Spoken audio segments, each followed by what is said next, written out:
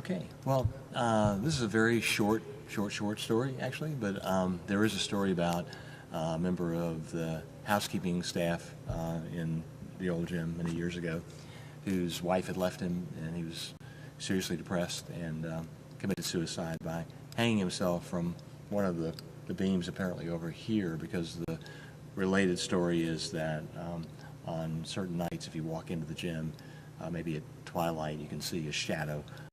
Looks like a person hanging, highlighted by the windows in the background.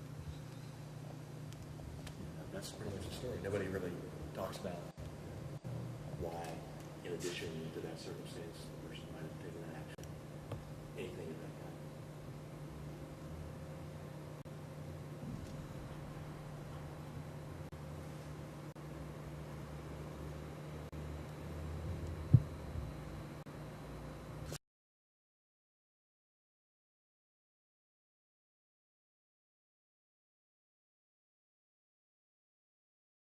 And the other story connected with the old gym is that the pool, which is now closed off and apparently inaccessible, but it was actually actively used here for years, was the site of a drowning. And the story goes that years ago the chancellor's daughter was drowned in the pool, and that's why there's a swimming test at ECU to ensure that every student knows how to swim. And that's become part of the legendary of the Memorial Christenberry Gym as well.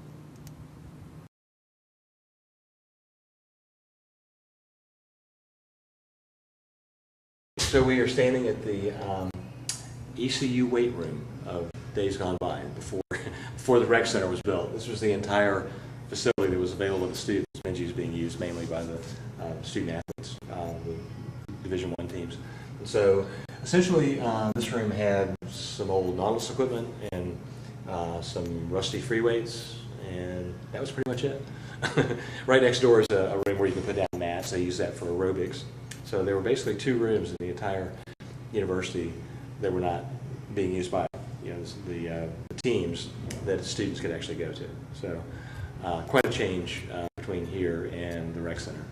If you turn around, if you want to film over here, this was the place where you could get your equipment in the house, which is now ours. Oh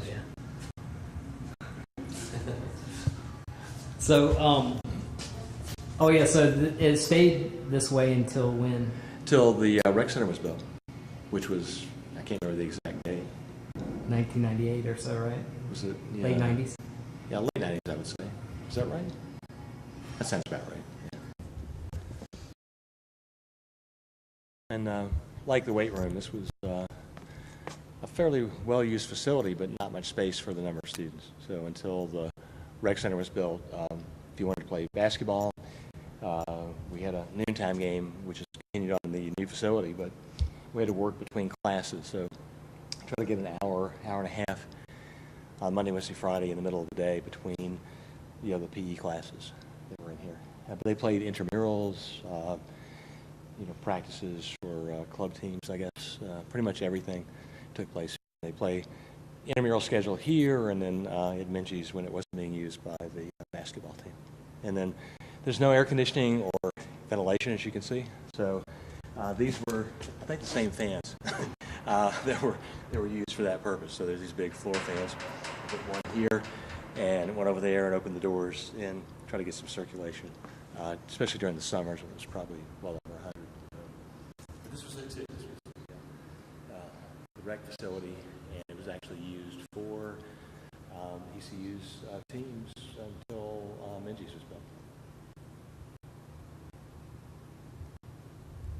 Okay, yeah, we are rolling.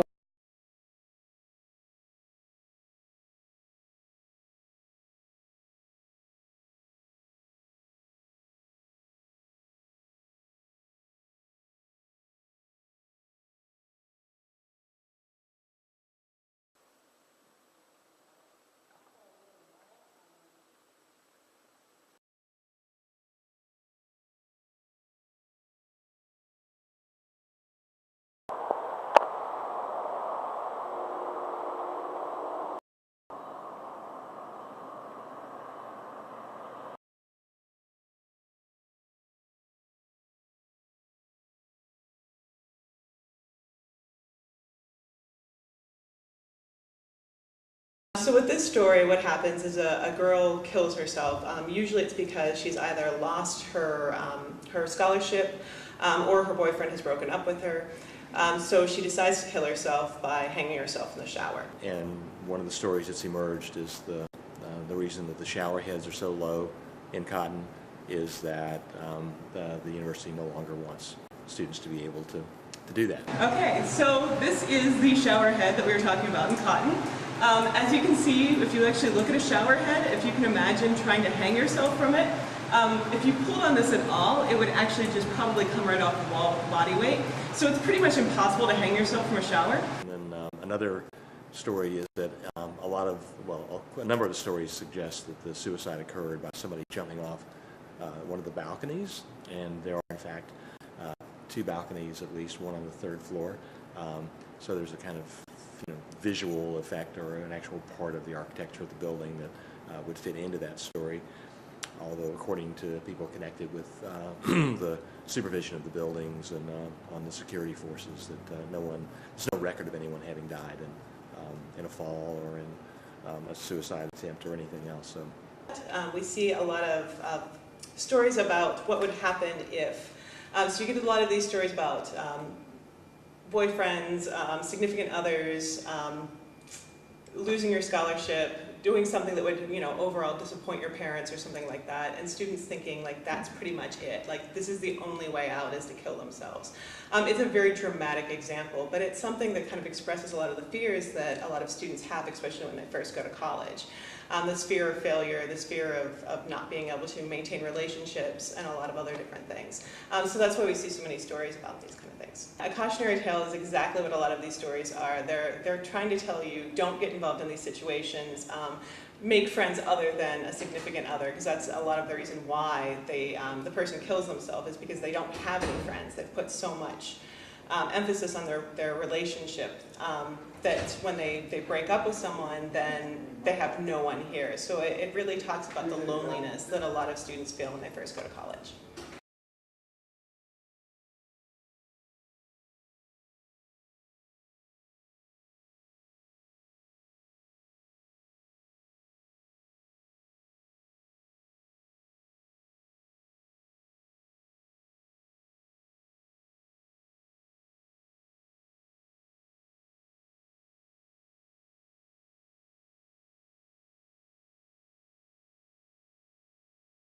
The other story that I'd heard a long time back was not a suicide story at all, but a murder story. According to this version of the story, a student was in the dorm.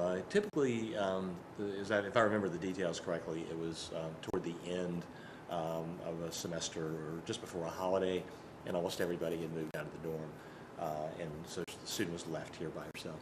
And anyway, she was upstairs. The phone rang. She came down the stairs, answered the phone, and whoever was on the other end said, don't go back up the stairs. And she thought it was a crank call, so she hung up and went back up the stairs, and someone stabbed her to death on the stairs. That was the story.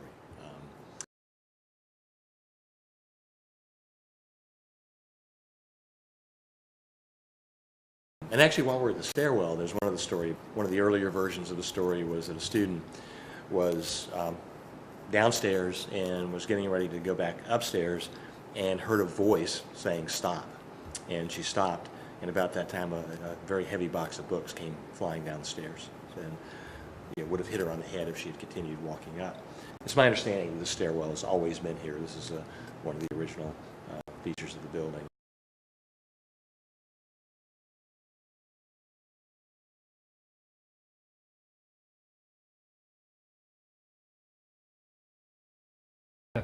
So then another story connected with the building when it was not really very well inhabited. It was around, again, a holiday time.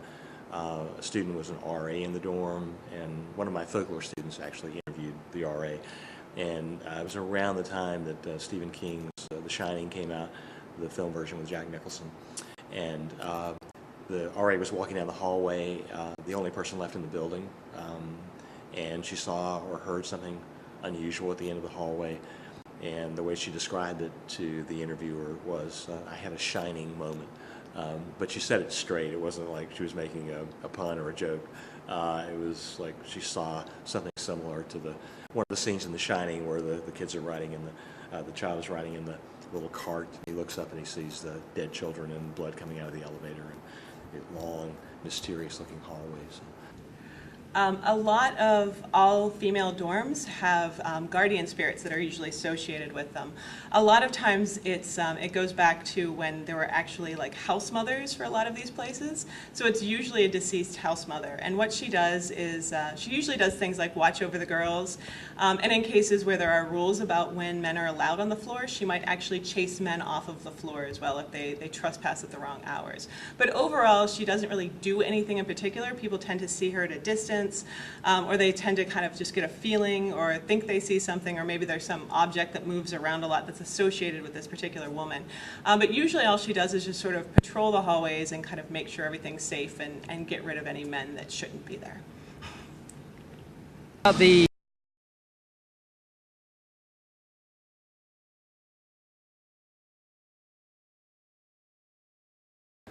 So in actually being here and looking around, it's pretty dark, and I can see down these long hallways that if I were the only person in the building late at night and over a holiday when nobody's on campus, you could see how it would be a pretty scary place.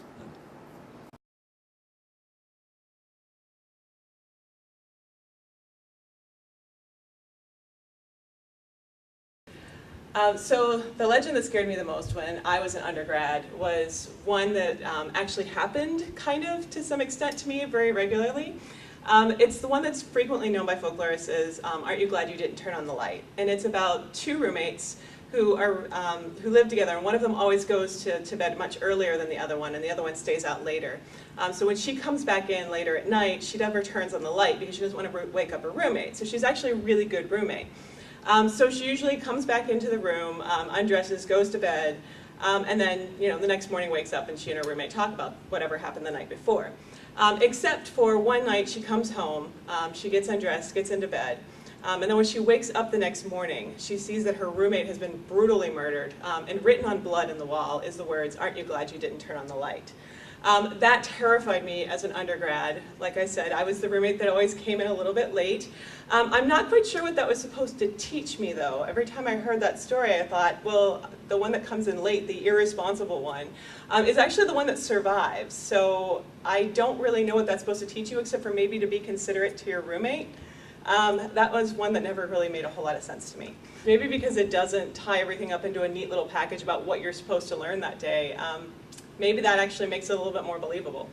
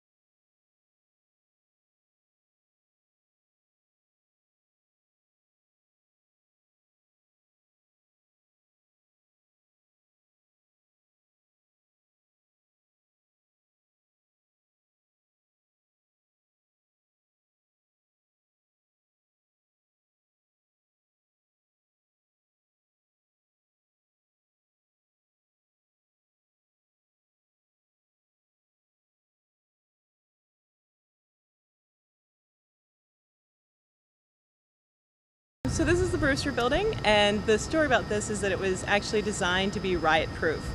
both from the student perspective but also from the police perspective. Brewster is one of those oddly shaped campus buildings that I guess naturally invites stories because nobody can otherwise figure out what the architecture is all about. So if you look at the projecting panels here,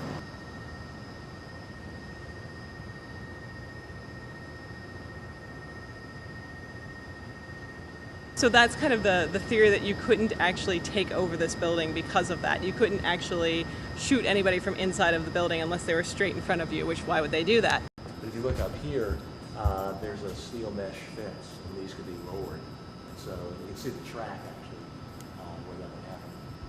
And so they used to lower those, they could lower those fences, and these were not here, so the gates were actually added later. So the original building did have a way of sealing off the quad. And this is the only building on campus that has multiple components to it that can be actually sealed, and you can have people, walking around in the middle. As far as I know, I can't think of any other place that's designed the same way.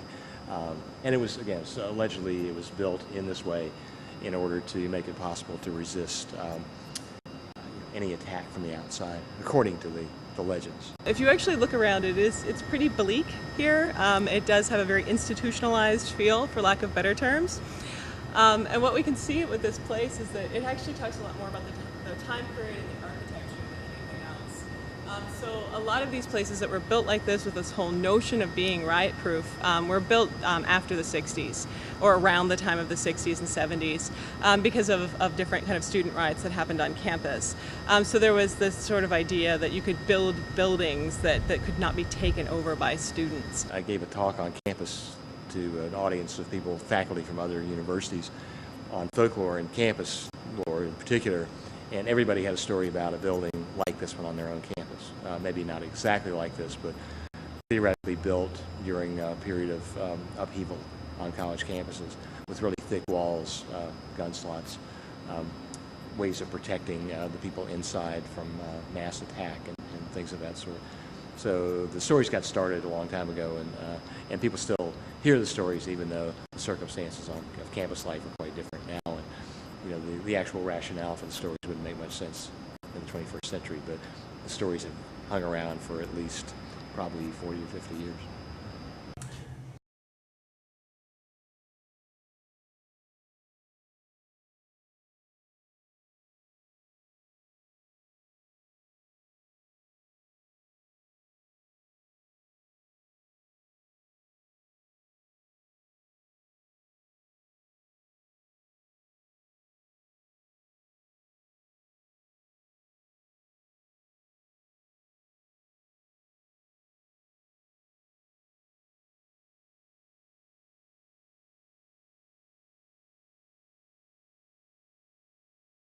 On campus, supposedly, if you walk underneath it, you won't graduate on time. So what a lot of students will actually do is actually walk completely around it, or even grab friends and strangers so that they won't actually walk underneath it, ensuring that they will graduate on time, meaning in about 4 years.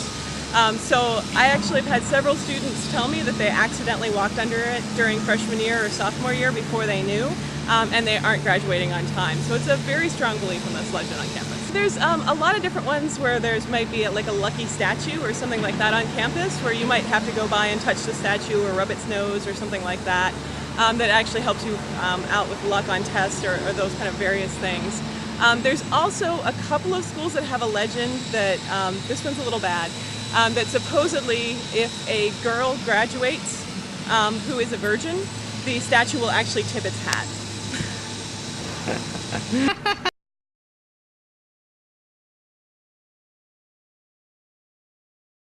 Library and the legend around it. Okay, so there's a very common legend about Joyner, is that when it was actually designed and built, the architect didn't take into consideration the weight of the books. So that Joyner actually sinks a half an inch every year. That's actually not true. There, of course, would take into consideration the weight of the books when building a library, and this is actually a really common story on every college campus I've ever been to, and pretty much everyone I've ever heard about. So almost every college campus in the world actually has this story associated with it. I think people really like the idea that maybe someone smarter than them screwed up. I think it makes them feel a little bit better about the college experience, and maybe not doing so well in the class is really not that big of a deal. After all, there's an architect who was very famous and built this building and didn't consider the weight of the books. So everyone makes mistakes.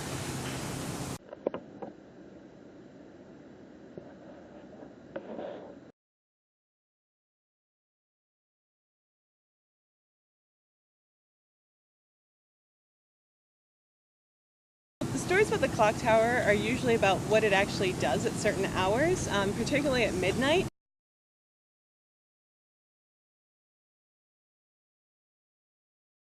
That's usually the one that everybody talks about. So what actually comes out of the clock tower at different times of day, and supposedly at different times of the year as well.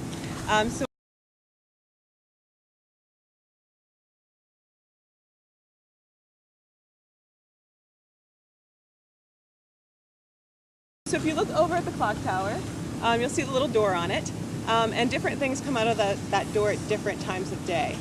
In particular, the one that people talk a lot about is the one that comes out at midnight. And what comes out is actually, it's supposed to be a jester or a clown that comes out and says Tempus Fugit, which basically means, time flies, as a sort of reminder that the time you have here is very short. A lot of people find that very creepy, probably because it's associated with a clown. So that's one of the big ones, but there's some other ones too, that certain things happen at different times of the year, so that there's a different one for Christmas, there's a different one at Halloween, and there are other kind of throughout the year different things that happen. So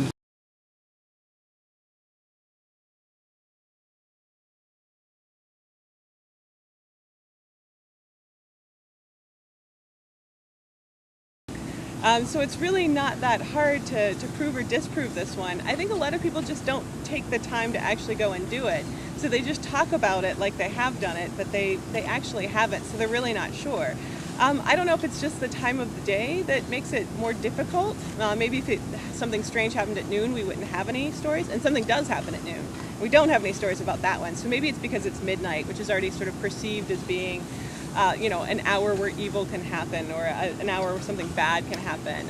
Maybe that's why the association. Creepiness of clowns is very much a part of folklore. You hear so many stories about why clowns are creepy, and there are a lot of other associated legends that involve clowns, including one with a babysitter that finds a clown in a room and finds this clown sort of disturbing, and then calls the parents and says, everything's going well with babysitting tonight, but this clown that's in this room is really freaking me out. And the parents tell her to get the kids and get out of the house, because they actually, in fact, have no clown statue. It's actually, usually it's someone that's coming in to kill them, or it's a homeless person or something like that has broken into the house dressed up like a clown and is pretending to be a statue. So we have a lot of other kind of legends associated with clowns, and there's a lot of other precedents for it. We can see it in literature, we can see it in film. Clowns are just creepy. That whole idea of someone hiding their identity really bothers us.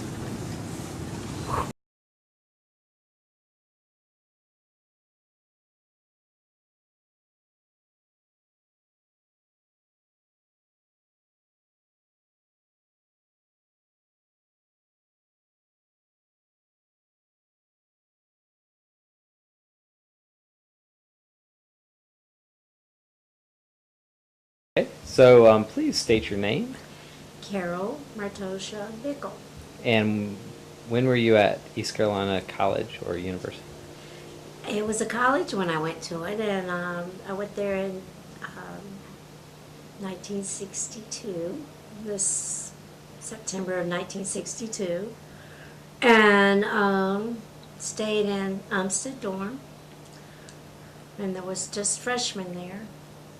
So at the time, freshmen could not have cars. So we were pretty much locked in on campus. And each floor had big sisters, and they were the older kids who you're supposed to go to it if you needed help or you wanted to know a question, answer, or something. But they also like to tell stories about previous years, probably the same things that they were told. And I remember one time we had a little meeting in the hallway, and they decided to tell us you know, how to be careful if you're by yourself in the dorm or wherever. So they told the story of the girl who was by herself in a dorm. How do you get to it? Okay, this was just before a Thanksgiving break. It was probably one of the first times when we could actually go home, those of us who could go home. And but we had a lot of students there who were from New York or far off places, and they couldn't go home for such a short break.